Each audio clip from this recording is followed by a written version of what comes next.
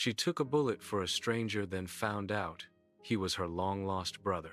Mara had always been the kind of woman who ran toward danger instead of away from it. Those who knew her said she had a heart wired for bravery, stitched together by her mother's constant teachings.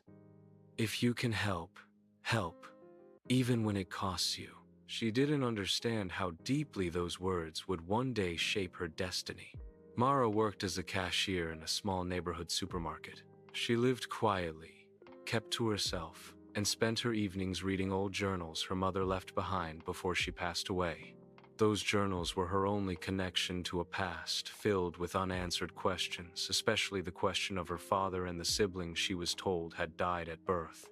Life moved on, even with holes in her heart she tried to ignore. One humid afternoon, the supermarket was crowded. Children begged for snacks, mothers bargained with the cashier, and elders shuffled slowly through aisles.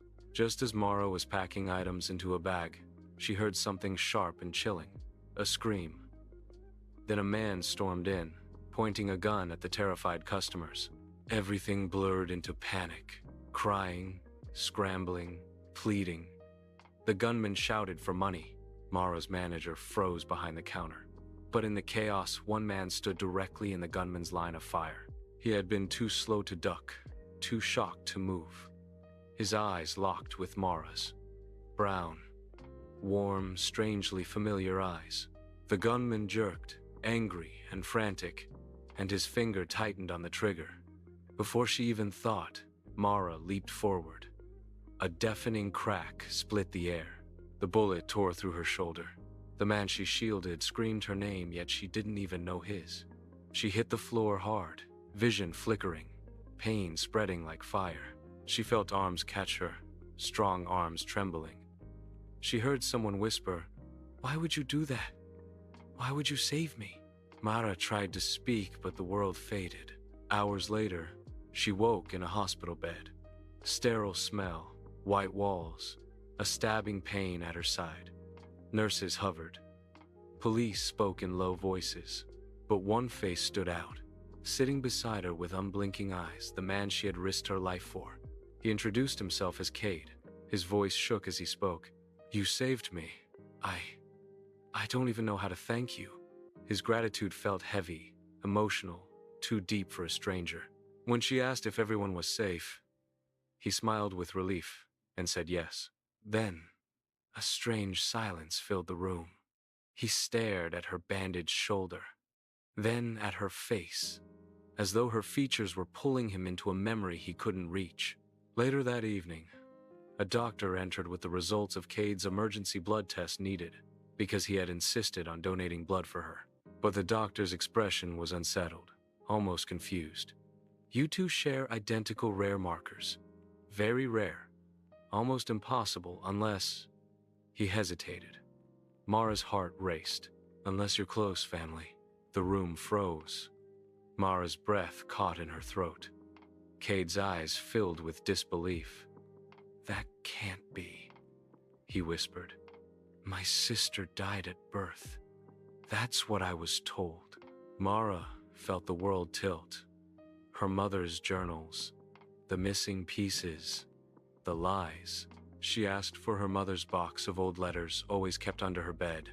Inside was one she had never noticed before, sealed and addressed, "To my child when you are ready." With trembling fingers, she opened it. Her mother's handwriting spilled truths that shattered decades of silence. Mara had not been the only child. Her mother had fled an abusive marriage the day she gave birth to twins. Terrified for their safety, she ran with only one child, Mara, while the father kept the boy, Cade. For years, she lived in hiding, afraid he would take Mara too. So she told Mara a quiet lie. "Your sibling didn't survive." Cade sat beside her, tears sliding down his face.